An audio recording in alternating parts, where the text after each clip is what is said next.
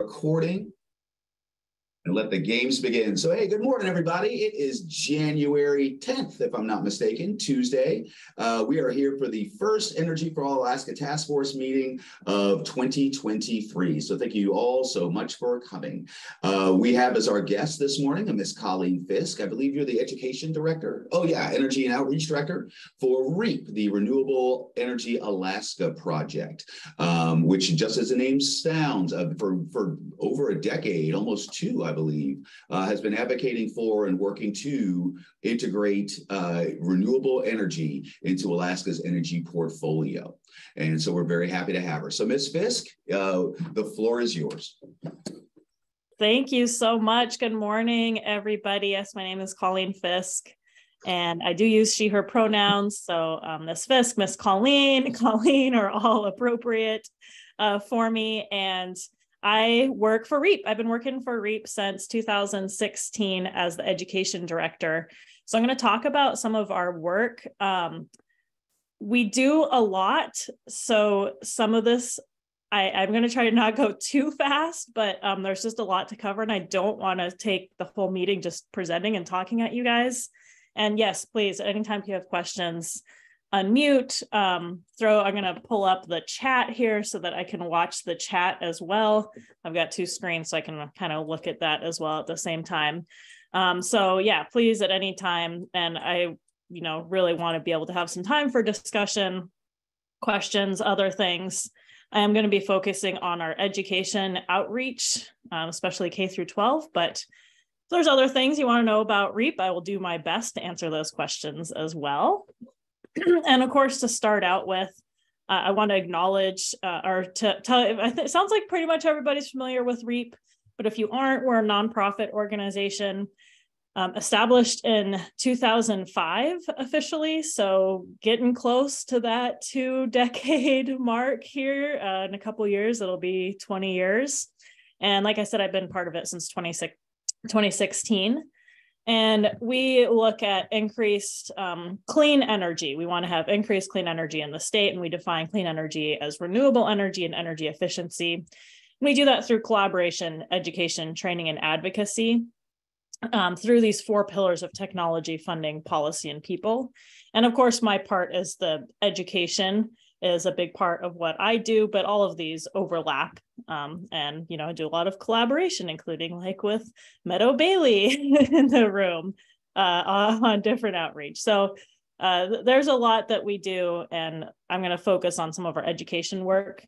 I do want to start out with an acknowledgement that I live and work on Tenina El Nena. Specifically, I am in Betna, which means between the lakes. I live outside of Wasilla, and I think between the lakes is kind of a cool way of talking about basically a swampy area. That's really nice. So I think that's way better. Think about like Meadow Lakes, where I grew up out here outside Wasilla. And we live and work on Tlingit Ani, the Naina Atna, and statewide. So want to acknowledge and appreciate the stewardship of these lands as we think about our energy resources and the wisdom and knowledge that that has been developed and that we continue to use today. So what do we teach? So I want to talk about like education at REAP. We do efficiency and renewables. We do this with K through 12 students, formal and informal educators, general public energy use. We have speaker series webinars. And then outside of my purview, this is all stuff that I work on. Speaker series webinars, not quite as much, but I work on a lot of other the rest of this. And then, our boss, many of you probably know Chris Rose, if you've been familiar with REAP for a long time. And he, of course, does education of like lawmakers. And we have other programs as well that I'll talk about. But this is kind of the main part. And I'll be talking especially about these first 2 bullets about some of our education work. And so how do we do this? Well, we really focus on place-based lessons. We want to incorporate, what is the local power generation. So it's not like talking about, hydro and a diesel wind community, right? So, talking about what they actually have. Using the school as a laboratory. Schools are a great energy user and manager. And so, really helping students and teachers understand that, incorporating Indigenous knowledge, leaders and elders, braiding that in as a integral part of our work. Relating to local resources, solution-based. Of course, at REAP, we're very concerned. I think all of us work at REAP because we are concerned about climate change, and we see clean energy as one of the most important ways, not the only way, but a very important way to address climate change. And so, but we want to think about this as a solution-based, and a lot of research with youth as well shows that it's really important to think about it in terms of solutions and not just focusing on the doom and gloom, but starting and ending with the solutions so that we aren't getting don't get too discouraged, us and the students that we work with. There are 7 energy literacy principles. I'm not going to spend any time on these, just noting that they're there. Department of Energy has these. And so we use these and integrate these throughout our work because this is something that has been recognized nationally as very important concepts and are integrated within next generation science standards. So our K through 12 education, what do we do? Well, one of the main ones that we work on is Akan Energy Smart. This is funded by Alaska Housing Finance Corporation, and this is a free curriculum available online for anybody to use. It's, of course, geared towards formal educators, so ones like that are in schools, but anybody can use this, parents and formal educators, and it's basically focused on energy efficiency. And so this is the main one. We have 25 lessons broken down into different age groups, and they go through and increasingly hit those energy literacy principles. And as part of Akan Energy Smart, we do the Power Pledge Challenge. You guys might see that GVEA logo on there. That's one of the things that we collaborate with on GVEA. And this is something that we do in the fall. We have teachers sign up and students pledge to reduce their energy use, and they complete different challenges throughout the semester. And then just now, we actually just picked our winners. So Pearl Creek Elementary has a winner this year from the Fairbanks area, EMN O'Regan. And so this is thinking about this in terms of helping our students and youth understand this, and then rewarding them for learning about this and partnering with utilities to be able to do that. And so then I see a question about clean energy to renewables only. Well, we also include efficiency as part of that definition, I will say. And I will, nuclear, I will not necessarily disagree that nuclear might be needed, but it is by definition non-renewable. It's not able to be regenerated within a human's lifetime, and it is a finite resource. And so that's why we don't talk about nuclear as part of our definition of clean energy, since it isn't actually something that can be regenerated within that lifetime. I'm sorry, who was jumping in? Yeah. Oh, okay. I was going to ask how, regarding this pledge and challenge, how do you quantify that? So we basically, the points that they earn, is that what you're talking about? Or essentially, yes. Yeah. So we're definitely not measuring their energy use. That's not something that we're able to do. I think when it okay, because that's kind of where I was going. Yeah. So we're not like measuring energy use. Basically, they earn points based on like, do you pledge to reduce your energy use? Did you do an energy assessment of your classroom? You know, they can do different things. You do like they create the different monthly challenge. Like one of them was create an energy profile for your community, that sort of thing. So they earn points that way. Oh. And then I see a hand up from Marianne. Yeah, hey, I just wanted to throw out a note of caution there. You use clean energy quite a bit, and you use it almost simultaneous with renewable. And if you look at some projects, especially micronuclear, they are zero emissions and can't be cleaner in energy than almost any other project. So I want to throw out that note of caution, because clean energy is zero emissions, and renewable has been classified by the UK for micronuclear as well. So it depends on where we're looking and how the definition has evolved. And many states are taking micronuclear as a clean energy / renewable source going forward, just FYI. Okay, thank you.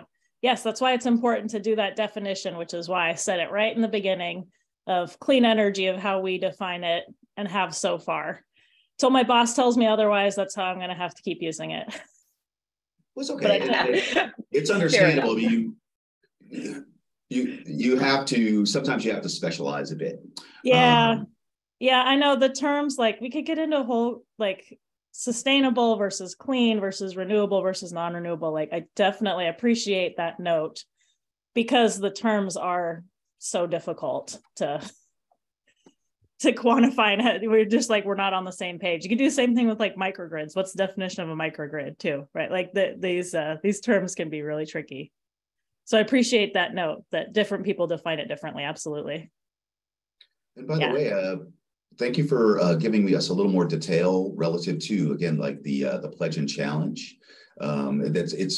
It's quite a bit more advanced than just simply someone promising to turn off the lights when they leave a room, which I wish my children would learn to do. Yes. And this is something that's evolved over the years. When Power Pledge first started in just Anchorage, it started in Anchorage with Chugach Electric and REAP and AEA. They were like measuring the school's energy use, and it was just apparently this huge headache. And so then it evolved into pledging to reduce their energy use, including getting a presentation from somebody about energy. But now we've evolved it even further towards this, where it's a little bit, it's longer term, and they have to do more than just pledge. There's certain actions where they pledge is great, and that's good because that increases awareness and you start thinking about it. But taking those next steps, those are the teachers and the students, we try to emphasize the students, of course, they're the ones who are going to get those prizes and the rewards for that.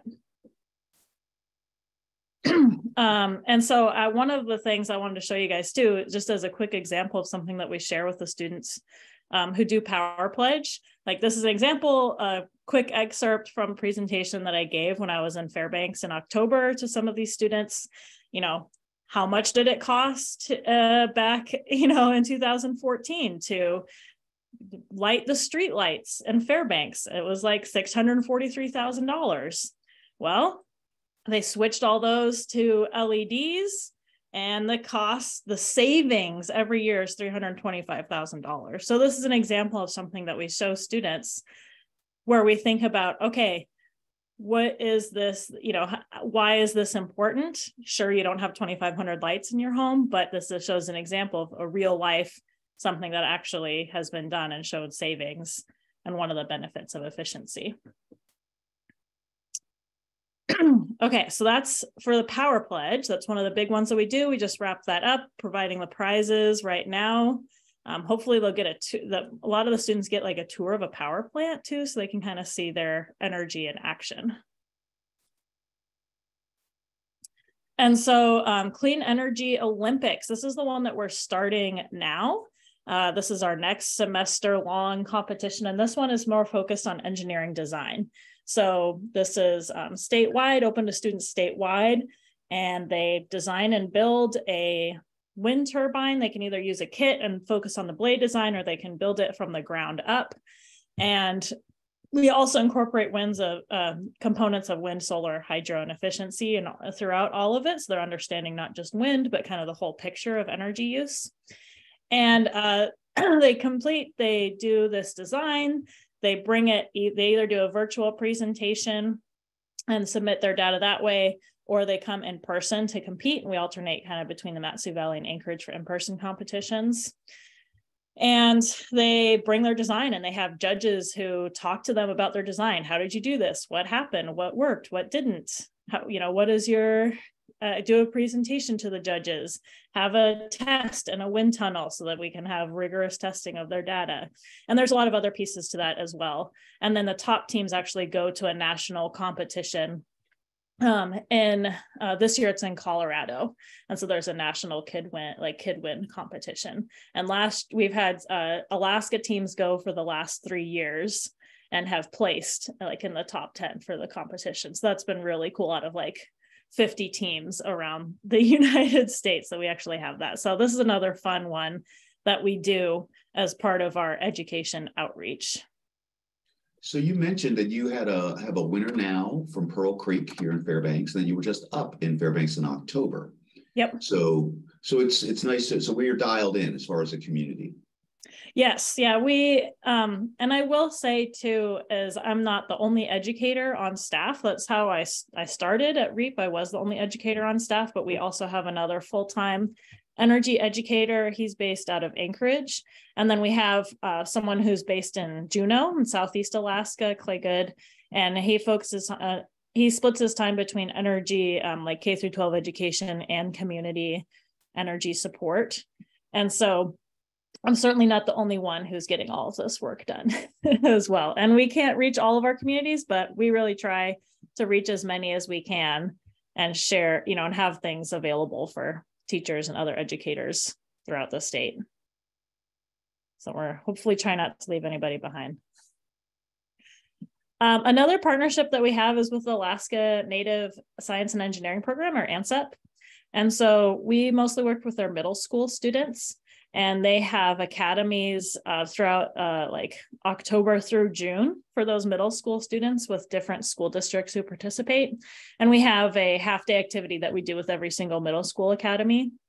And then we also, not quite every summer, but a lot of summers, we do a Clean Energy Academy, which is a 5-day academy with students focusing just on our energy efficiency and renewable energy activities. And then they've also, since the pandemic, been doing virtual lessons. So then we design an activity that they ship out to the students, and we then join them on Zoom and have like a fun Zoom session, like building stuff, and have all the chaos of doing a virtual lesson with students from Utqiagvik down to Juneau and beyond. So this is another fun one that we do, and we're looking. ANSEP is expanding throughout the state. They have Matsu, Anchorage, and I think Bethel, but then now they're adding on like Juneau, and I think a Fairbanks one as well. They're going to start having more academies within Fairbanks as well. So hoping that we can help support that expansion and maybe even work more with our high school students as well in the future. Another program that we have is weather education. And so this is my coworker, Tyler, in Anchorage. He does this where we lend out a weather station to schools to be able to use, so students can use this weather data to explore place-based energy solutions. And this is like a really high quality weather station, a Davis weather station, and where the data then goes on to, can be connected to a publicly accessible website as well. So not necessarily just the students who can see it that can share. There are 4 more stations available to loan. So if you know any teacher who might want a weather station, you can talk to us about it.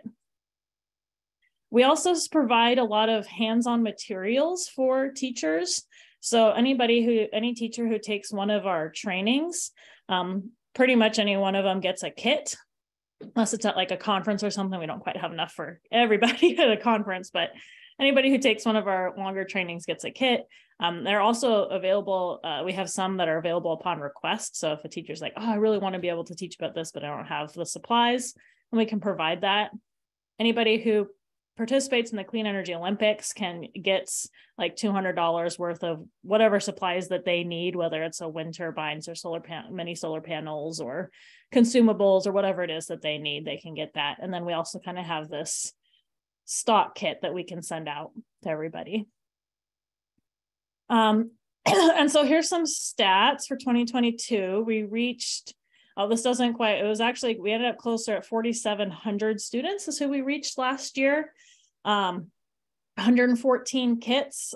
These numbers are definitely off because we actually, and I think that's, 21 communities visited, and it was actually closer to like 69 or 70 non-rail belt communities engaged we worked with. Some of those were like through ANSEP, where they came to Anchorage, or that we met with them virtually, but we actually physically visited over 20 communities.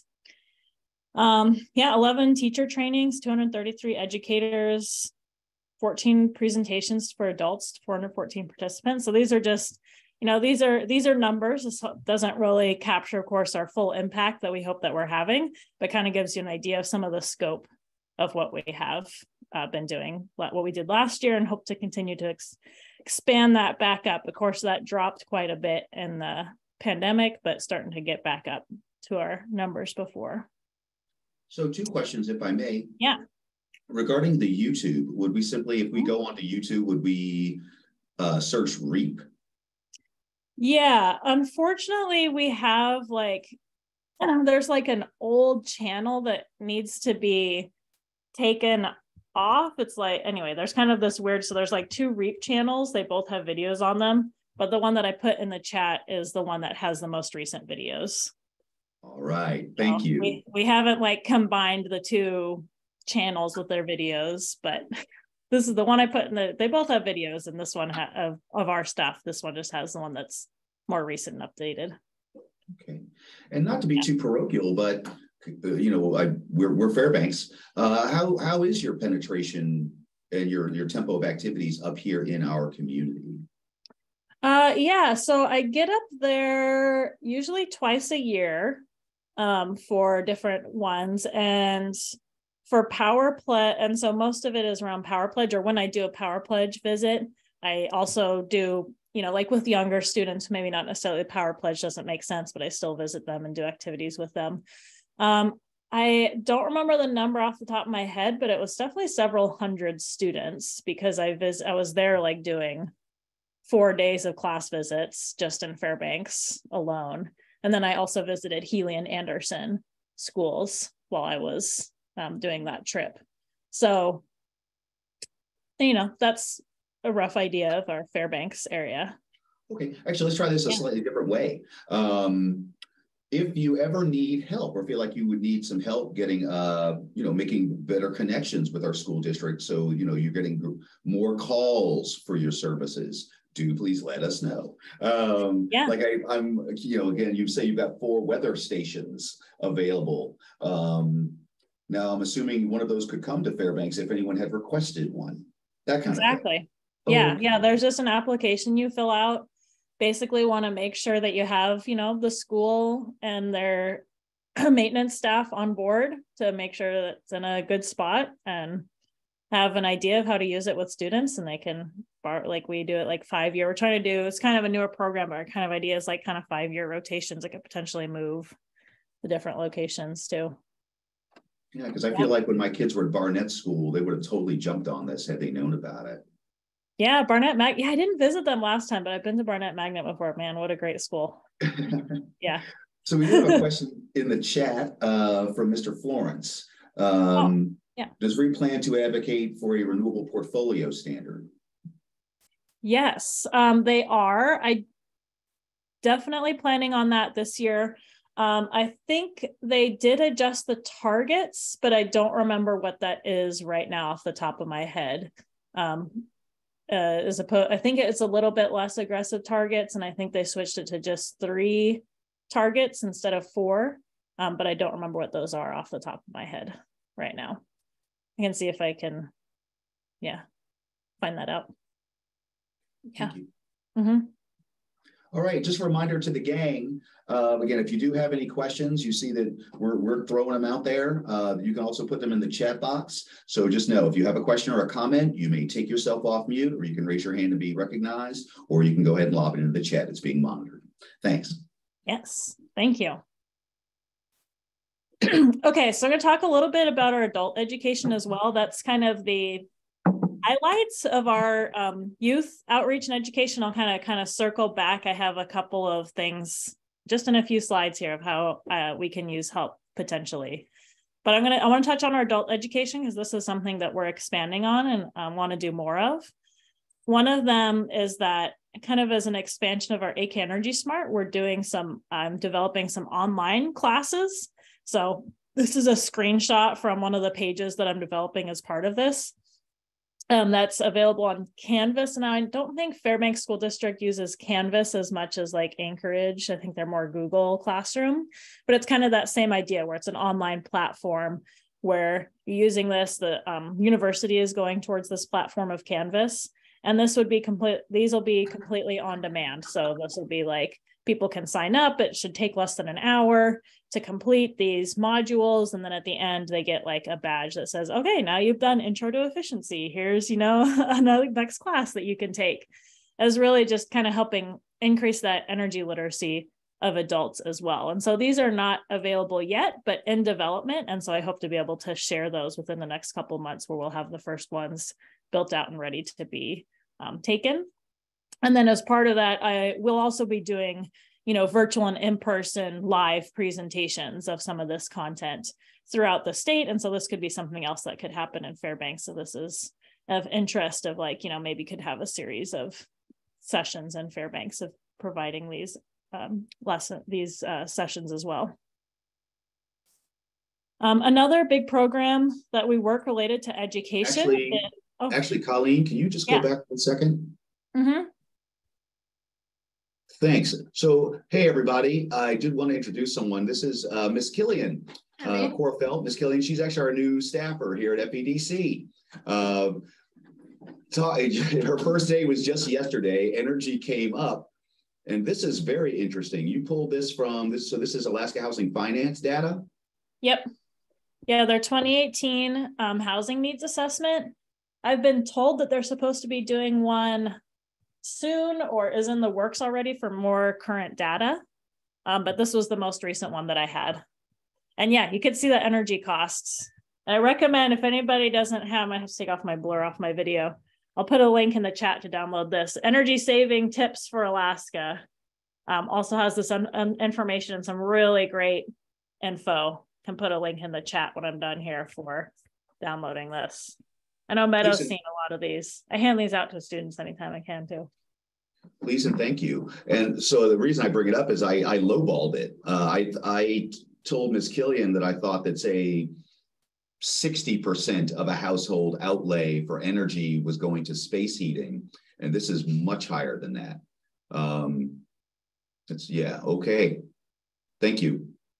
Yeah, electricity, I'll just do a quick side note. Electricity is easy to measure, and we talk about it a lot in terms of efficiency because there's some really easy stuff to do. But if you want to talk about the biggest bang for your buck, it's by far heating, by far. Yeah.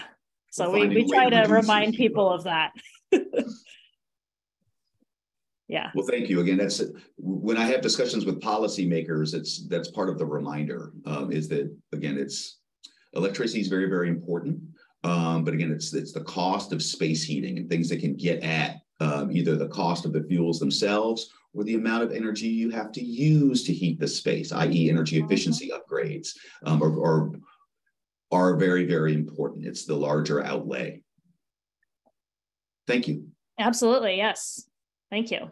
Yeah. And so this is the sort of thing, right? Like, even though you know energy fairly well, you maybe don't know these little details. And I'm hoping that these sort of classes, although some of them will be fairly basic, this is an intro, this first one is very introductory, that hopefully it'll still appeal to a really wide audience because it will have some like really useful, tangible information that then you can also share out as well. So I'll definitely be replacing that sliding glass door this summer with the single pane and its metal frame. Okay, thanks.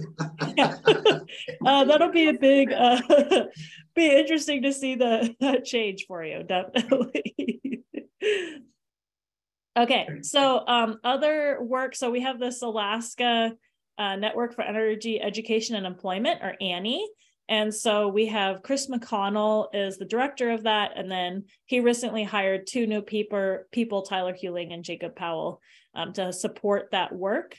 And they look at basically the pathways to clean energy careers. So oil and gas have great jobs and very clear pathways, but there are also great jobs in renewables and efficiency, and not necessarily as clear pathways or as recognized or well-known training programs. So they're out there and they're available, but not necessarily as recognized. And so that's what they do, is they work to connect those people who are either already in those jobs or supporting technical education and the students and young adults to be able to learn about these jobs and support those programs. So that's part of that connections that they're doing. And then this people in power position is going to be focusing just on utilities. And so utility employees and helping the end utilities with their training in rural communities. So that's another cool program. And I just wanted to mention a couple upcoming events. It looks like that you guys recently had somebody from the Alaska Renewables for your session, and they're doing another webinar next Thursday. It's focused on Susitna River Coalition, so may or may not be of interest to folks for you, but they are having that on January 19th. And if you know anybody in Anchorage who would be interested in going, we have a session at the Anchorage Museum this Thursday night that's looking at the future of cook and lit energy, especially since Hillcorp has recently just announced last year that we can't necessarily rely on the reserves that are available there, or that they don't know how much they have available. So wanted to kind of put a plug in for those two events. Not necessarily Fairbanks, but thought maybe still be of interest. The discussion on Thursday, the 12th, will that be online or accessible online? Yeah, it won't be online. I asked about that. They aren't streaming it. They are going to record it and post the recordings online after the fact, but it won't be streamed live. But there will be remote access available. Yeah, after the fact. Yep. After the fact. Okay, thank you. Yep. I saw that banner on your website. Okay. Yeah. So not going to be streamed live, but recorded and posted afterwards. Okay, thank you. Yep. Okay, so a few things. Oops, I accidentally have this old virtual fundraiser. Ignore that. That was from a different presentation holdover. But one of the biggest things that I ask people do is like share this Akan Energy Smart curriculum and share about these opportunities, so that, you know, if you do talk to a teacher or people in the school district, we have, of course, great connections and we have great relationships with some teachers already. But when we try to reach new teachers, our emails often get ignored. Like, teachers are so overwhelmed, they don't have enough time. Sometimes our emails end up in their junk mail. And so if you're talking to a teacher and they're like, gosh, I really want to teach about climate or energy, then that's an opportunity for you to hopefully share our information with them. And so that, you know, that's one of the biggest asks that we have, is that akanenergysmart.org, that's your takeaway from this, be able to share that with folks who educate. And it doesn't have to be just a teacher in a classroom, but informal educators, even homeschool parents, whatever it is. And then, and invite it, you know, if you're like, hey, we really want to be able to do this activity, this adult education session, maybe you want to have a training for your organization. We have an energy education newsletter. We do have social media as well. So mostly Facebook, Instagram, and LinkedIn are where we post and share. Then, like I said, sorry, this was a bit of a holdover, this virtual party and fundraiser, so you can ignore that bullet. But those are some of the big ways. And then if there's any time where you're like, man, I really want to see some more of a, you know, collaboration. How could we work with REAP more? I mean, we're open to a lot of different ways that we can collaborate and work with folks. So if you think of something, or you just want to have a chat of how that could happen more, always welcome those conversations. Thank you. So I'm going to... Regarding the energy education newsletter, that's something that can be accessed from your website, I'm assuming? Yeah, so on this one is the akanenergysmart.org, and at the bottom of the page, you can just enter your email. Okay. Yep. So you can enter your email there, and it is separate, and I only send those out 9 to 10 times a year. So I know people have too many emails already. So unless you're into energy education, may not be something you want to add more of, but if you're on the fence, I only send those. And it is separate from the REAP email listserv. Those emails don't get shared together, so you don't like automatically get added to the other listserv if you sign up for this one. Okay, thank you. Yeah. So I want to say Basicho, Wayana. I'm going to close this so we can have some more time for questions and discussion as well. All right. Well, I would open the floor. Please, everybody, feel free to jump in. If you have any questions, comments, please fire away. Yeah, Colleen, this is Mike Music. Can you tell us about heat pump performance in the interior? I don't know about the interior. I know that there are folks in the Northwest Arctic Borough who are working on air source heat pumps. So Ingemar Mathiasen is he works for the borough and has been having really successful in the shoulder season. So thinking about the spring and fall time, that those heat pumps work really well. If anyone isn't familiar with heat pumps, that's a way of efficiently heating your home. It does use electricity, but it's not resistant heat. It is transferring heat, like a refrigerator transfers heat out of your refrigerator. This transfers heat out of the air into your home. So I don't have the, specifically interiors. Do you know about it? Maybe someone else here knows about heat pumps specifically closer to like Fairbanks region. I know that CCHRC has been testing heat pumps for, 15 years or more. I know one of the ones that I know about for CCHRC was ground source heat pumps that they were working on, as opposed to air source heat pumps. Ground source are, of course, a lot more expensive to put in, but more efficient. And I think there was some concern with permafrost thawing with ground source heat pumps as part of their testing. Thank you. Yeah.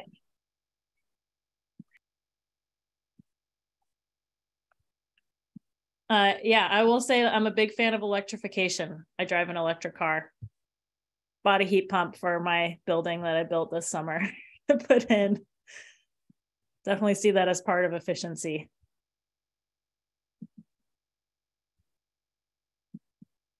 Other questions? I'll just add that we at CCHRC have gotten ground source and air source heat pumps projects going here, and a really exciting one that's kind of on the verge is testing down to -35. So the technology has gotten a lot better, and heat pumps really haven't been reliable for primary heat usage, but because of the technology that's developing, it is starting to look like that's more and more of a possibility in our super cool climate. So we are working on a project like that. Oh, it's very exciting. Really excited to see the results from that. Thanks, Mindy, for sharing that. I know that they are very much in the news. I was actually reading a big story in one of the big national newspapers just this weekend. Mr. Davies, Dr. Davies, looks like you've taken yourself off mute. Yeah, I was just going to say, I just want to say that I think that that's one of the most important things that we need to take a look at, and we do need to be thinking, and I hope your education programs are looking that way. Know that you're of course focused on renewables, but which is providing renewable electricity is a really important thing. But because of the data that you showed earlier about heating, the single most important thing we have to start working on is how we heat our homes using electricity. And heat pumps generally are the answer to that in many cases. So, and there are a number of people, there's several, commercial buildings and residences that have been using heat pumps successfully here in Fairbanks. So we're on the cusp of that, but I think the whole idea, and I hope in terms of education, is people need to understand the importance of electrification of all of our energy uses and space heating. And actually even there are some applications in Fairbanks where cooling in the summertime is also an important issue. And that is also can be a big electrical consumption sink, and heat pump technology is helpful there too. So, and certainly in other places in the state, like in Juneau, I mean, air source heat pumps are a no-brainer. They just work, Anyway, yeah, I just want to underscore the importance, I believe, we have to do a couple things. One, we have to upgrade upgrade the grid so that we have a reliable year-round source of energy. And then we need to use it. We need to stop burning stuff. It's polluting our air locally and it's polluting our air globally. We got to start moving in that direction. Yeah, one of the challenges we face here in Fairbanks is pretty much all of our sources are really expensive. I went to fill up the fuel tanks this weekend, and the U-fill price was $3.99.9, so $4 a gallon. So that's gone back up, and our electric rates are also quite high. When we did our analysis some years ago, essentially the equivalent price of $2 gallon fuel oil or $15 an MCF gas is 5 cents a kilowatt hour power. And our electric rates are well in excess of a nickel. So that is one of the big challenges we have, is that, yeah, all of our options are pretty pricey.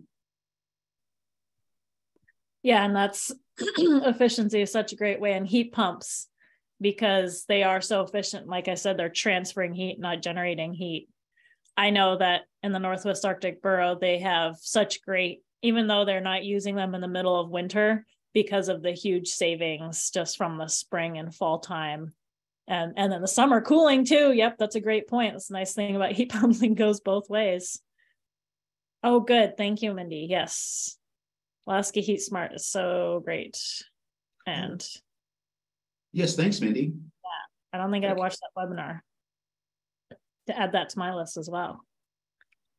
Yeah, and so electrification is definitely something that we talk about with high school students and adults and teachers. I definitely hit that really hard. Depending on a middle school student, maybe it starts getting a little bit too sophisticated, maybe for them for some of those concepts, but it depends on the class and the students. And we do a lot of work with middle school students.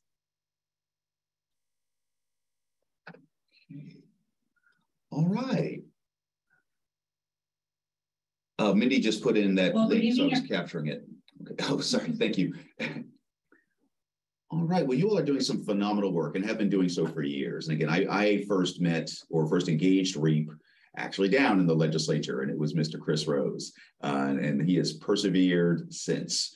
And so again, doing some really great work. And thank you very much for, again, I didn't realize just how extensive your educational offerings were.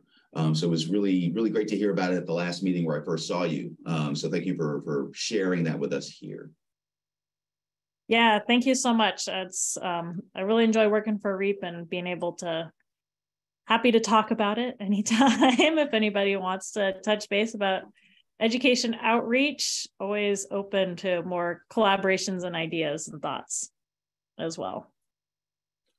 All right, well, we still have a good 10 minutes before the top of the hour. Are we sure that we don't have any further questions? Oh, something just jumped in the chat. Oh, I just put my email in there. I will say too, so I'll have a couple more plugs for some of the stuff that we do. I tried to keep it short. There's always more that I can't include. One of the things in the Energy Savers tip for Alaska, which I put in the chat, is that it has a home energy checklist. This is like my demo version, but the printed version that you can go through in your own home as well. And so recommend sharing that, and some great information in there. I put my email in there. I'll put the AK Energy Smart website as well, so that hopefully you can bookmark it, be ready to share it with other educators in your life. And yeah, leave it at that. Actually, I'm pulling that up. So just for everyone's information, I was checking REAP's website, and just know that, again, there's a lot of great offerings on there. I was just perusing the home energy tips. And I did see the booklet that you had discussed, for which you gave the link. It was right there on the website under the, I believe it's under the, yes, resources tab. So again, yeah, we have it in a couple different spots because it's such a great resource. Yeah. And I'm actually trying to pull this up now, the AKEnergysmart.org. Mm-hmm. And you say that's whom? Is that So you all? that's, yeah, so that's, it's basically, it's me as AK Energy Smart. It's a contract with Alaska Housing Finance Corporation, which basically that's what pays for a lot of my job is the contract we have with HFC for AK Energy Smart. So it's you'll see like REAP's and HFC's logo on that one. I did. Okay. Okay. Yeah. I just want to know where to direct folks. Yep. Excellent. All right. Well, thank you so much. Again, are we sure we don't have any further questions? So I'm kind of jazzed. Again, I'll let me know if you need any help reaching out, particularly with the school district. Again, this is, and certainly like the competition, the hands-on. I saw that little wind tunnel in the picture. That's really neat stuff. Hey, Yeah. Jomo. Yes, Mr. Wood. Hey, Colleen, good morning. Thanks a lot. I really appreciate the presentation. I have a question. I was just going to put it in the chat, and we may want to talk one-on-one, but are you aware of any activities? Is REAP working with any the National Science Foundation or USDA or Rural Development or any of the federal infrastructure bill, like the broadband monies, even for the short term, to better dovetail and stack some of the programs that are available to try to eventually help more deployment of some of the things that you're working on? I'm not sure if my question is great, so please. Yeah, so we actually are or will be a subcontractor on an NSF grant that ANSEP got in Kotzebue for reducing diesel. And so that's an example of something where we'll be partnering with them on NSF funding, National Science Foundation funding, and have been, partners on other NSF proposals. IRA funding, we don't have, that is something we're keeping our eye on, but is, that really it's going to be in that workforce development area where a lot of that funding comes in that would apply to us. And that hasn't been, as far as I know, not yet. I haven't seen RFPs for like the workforce development side of things yet. I'll shoot you an email, and maybe we'll talk just a few more details, because I'm aware of a few other things that I think really might suit. Thank you. Thank you. I think I see Mike's hand up. Yes, thank you. Ramey's comments made me think that there's a lot I don't understand about the Inflation Reduction Act and how these multiple millions of dollars might impact Alaska.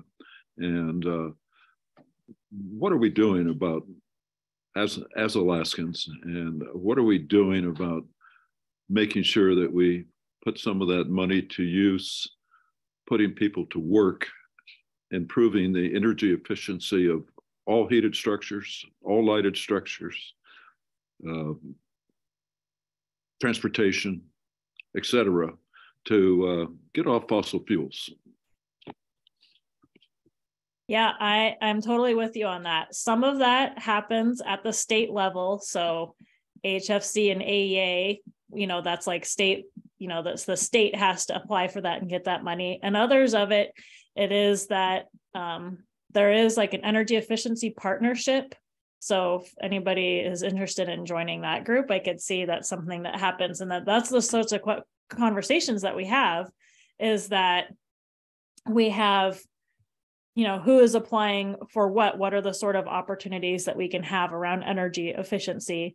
And my understanding, and maybe it's a little outdated, is that we're still waiting for the guidance on how exactly those money will be spent. Yes, that money has been passed. Infrastructure Reduction Act has been passed, but they don't have the mechanisms yet for delivering that money. And so we don't know yet how to apply it and get that money. I think we're still waiting on that kind of procedural step that hasn't happened yet. Maybe someone else can correct me or say it in a better way, but that's my understanding of it right now. Is Meadows still on? I'm sure that Golden Valley is looking at that money, and there's so many things Golden Valley can do with a couple $100 million, I would imagine. I'll just mention that we are tracking that very closely, and really similarly to what Colleen said. While there's kind of general information about programs, the specifics are not in place yet, but we are tracking very actively. Speaking of energy efficiency and money, I'll put a bug in your ear, Ms. Fisk. I have been trying unsuccessfully for about the last 3 or 4 years, 3 or 4 legislative cycles, to get the state to replenish AHFC's home energy retrofit and rebate program, recognizing that, again, it's these federally backed weatherization programs are stellar, but because of the restrictions or the prioritization of certain groups and classes, it's not really broadly accessible to all Alaskans, where the retrofit rebate program was. So if you can put that bug in Mr. Rose's ear, we missed an opportunity that, last spring when we had a major surplus of replenishing that bucket. I don't know what the opportunities are going to be in a tighter state budgetary environment, but again, I would love to see that come back to be able to complement the federally backed programs that are targeted towards seniors and those who are more income challenged.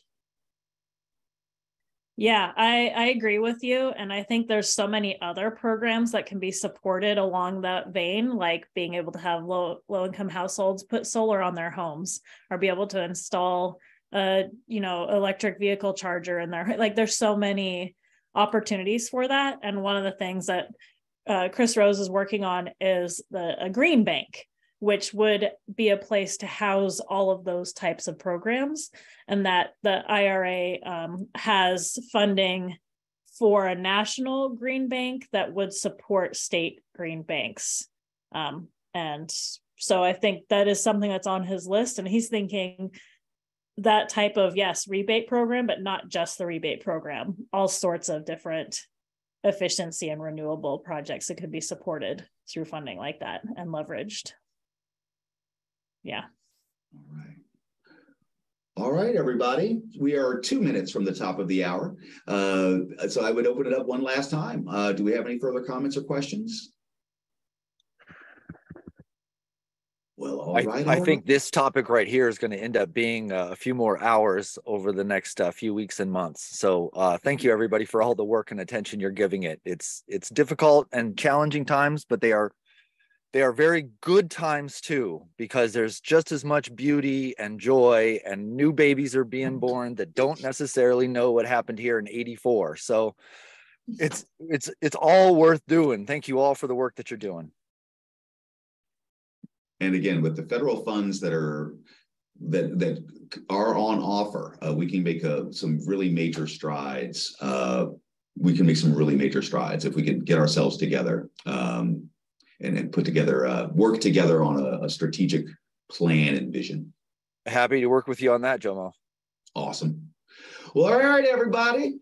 Thank you very much. Again, Ms. Fisk, thank you so much. Please thank Chris for letting us have you this morning. So everybody just have a great rest of your day. I'm not sure what our presentation might be for next week and the coming weeks, but I am starting a plan of work. If you have any recommendations or desires, please do let me know, because I'll do the reach outs and we'll start nailing down our speakers as we move through 2023. Beyond that, everybody go ahead and keep your eyes peeled. The legislature should be reconvening soon. And so we'll see what's on offer, what they're planning to work on, certainly on the energy front and beyond. Well, all right, everybody, again, have a great rest of your Tuesday, a great rest of your week, and we'll see you soon. Thanks, Thank you, everybody.